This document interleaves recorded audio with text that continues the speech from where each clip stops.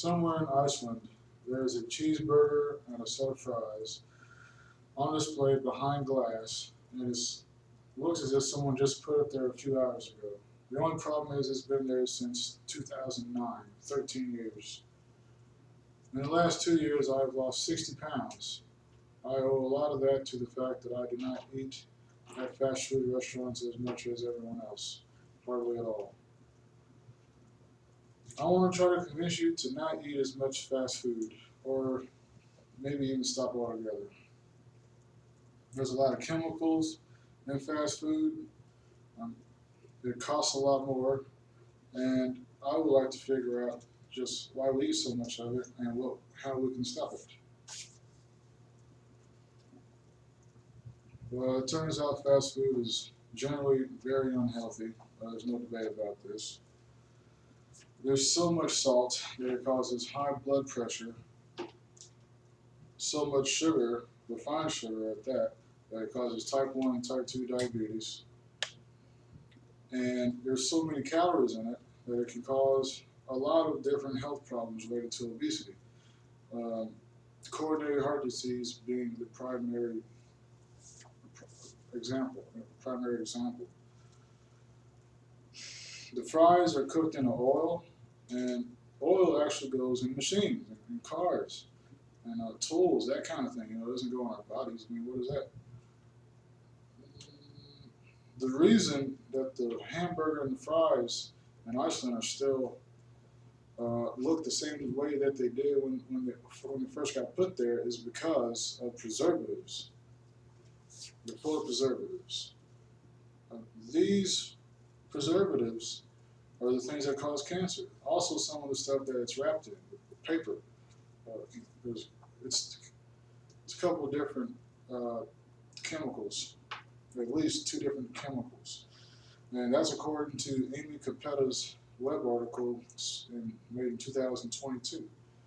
Those couple of chemicals have been banned actually in a couple of countries, from the United Kingdom to Canada and some other place. And unfortunately, it is not being banned in America yet. It's still in some of the wrapping paper, it's still in some of the buns, and they don't know exactly which restaurants though. And those chemicals are made in the laboratory. Completely synthetic, not natural at all. Shouldn't grow on our bodies whatsoever. Well, unfortunately, it was unhealthy to the point where it's even deadly. And if you survive all that, it kills your pocketbook. Um, that's right. It, Fast food actually costs a lot more as well. I myself, I spend $60 to $70 at the grocery store for myself as one person for a week, and that includes the 3 meals. There's snacks and drinks. It includes everything. Yet one meal at a fast food restaurant can cost about $10. So you're pretty much going to spend about 4 times as much. I did the math. It costs about 4 times as much to eat at a fast food restaurant for every meal, as opposed to buying groceries. So if you're on the mindset that I'm on, I think it's very irresponsible financially to eat out every meal as well.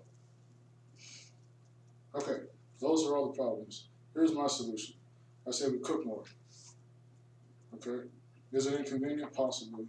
But, I say just look at it like more time to spend with your family and your friends. We just need to have some patience, like our parents and grandparents. They just cooked at home and they were way healthier. Just look at any picture made before the 1950s or 60s.